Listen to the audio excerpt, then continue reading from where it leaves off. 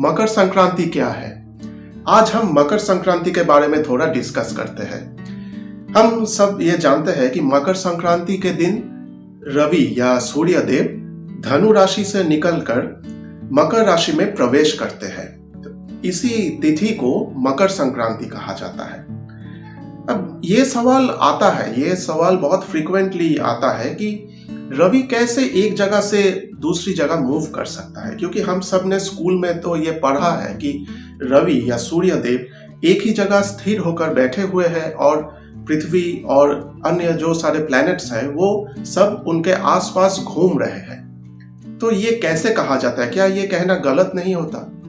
Actually ये सही है कि रवि या सूर्य देव एक ही जगह वो स्थिर होकर बैठे हुए हैं, लेकिन क्या है, हमारे पृथ्वी को ही ले लीजिए।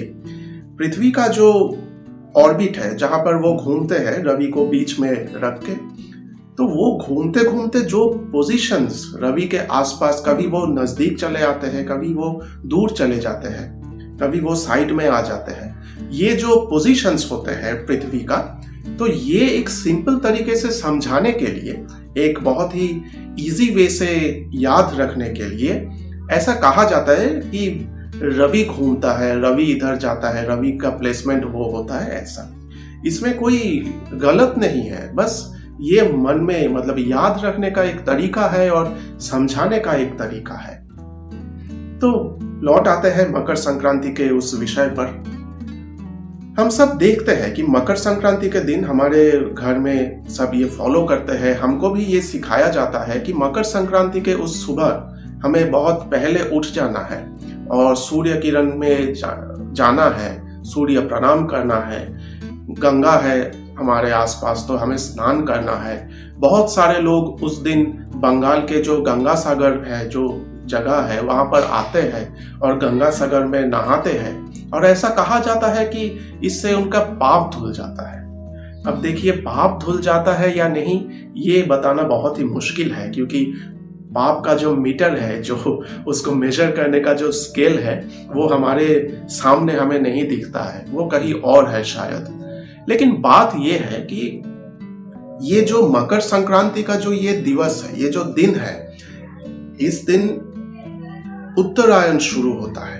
हम सब ने उत्तरायण के बारे में तो पढ़ा है हम बचपन में, उत्तरायण और दक्षिणायन। उत्तरायण का जो दिन है, उस दिन क्या होता है, पृथ्वी का जो उत्तर भाग है वो सूर्य के तरफ थोड़ा झुक जाता है और उसी दिन हमारा ये जो सर्दी का मौसम है ये भी खत्म होने लगता है और वहां से स्टार्ट होता है, मकर संक्रांति के उस दिन से स्टार्ट होता है वसंत ऋतु के आने का प्रोसेस। तो मतलब ये जो दिन है, इस दिन में प्रकृति में बहुत सारे चेंजेस होते हैं। हमारे जिस प्रकृति में हम रहते हैं, यहाँ पे हम नोटिस कर सकते हैं कि अब धीरे धीरे प्रकृति में कुछ बदलाव आ रहे हैं और हम सबको ये तो पता है कि हमारा ये जो शरीर है ये भी उस प्रकृति का एक मिनी रूप है, एक मिनी वर्जन है। तो जो चेंजेस वहां पे होते हैं वैसे ही सिमिलर चेंजेस हमारे अंदर भी होते हैं, हमारे शरीर में भी होते हैं।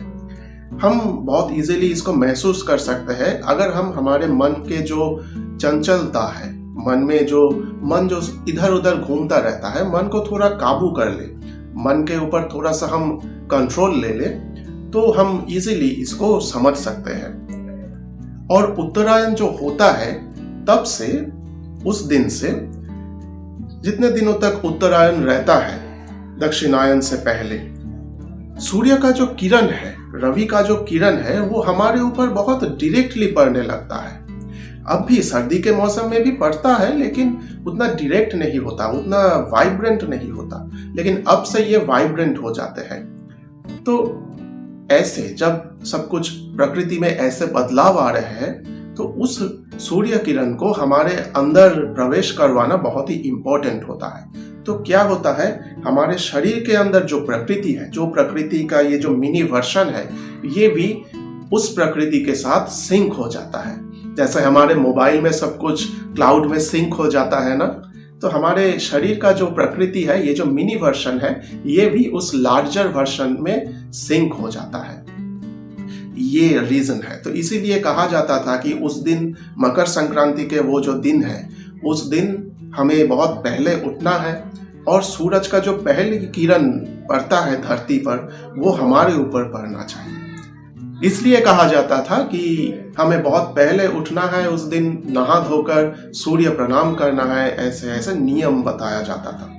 अब गंगा में नहाने का क्या सिग्निफिकेंस है, गंगा सागर में नहाने का क्या सिग्निफिकेंस है? देखिए, कभी आपने ये सोचा है, आपके मन में कभी ये सवाल आए हैं कि भारतवर्ष में इतने सारे जगह है लेकिन सिर्फ उन चारों जगह ही क्यों कुंभ मेला होता है? वो इसलिए होते हैं कि उनका जो लैटिट्यूड और लॉन्गिट्यूड का डिग्री है वो सूर्य किरण जैसे पड़ता है उस पार्टिकुलर टाइम पीरियड पे उसमें बहुत हेल्प करता है, बहुत इंपॉर्टेंट होता है।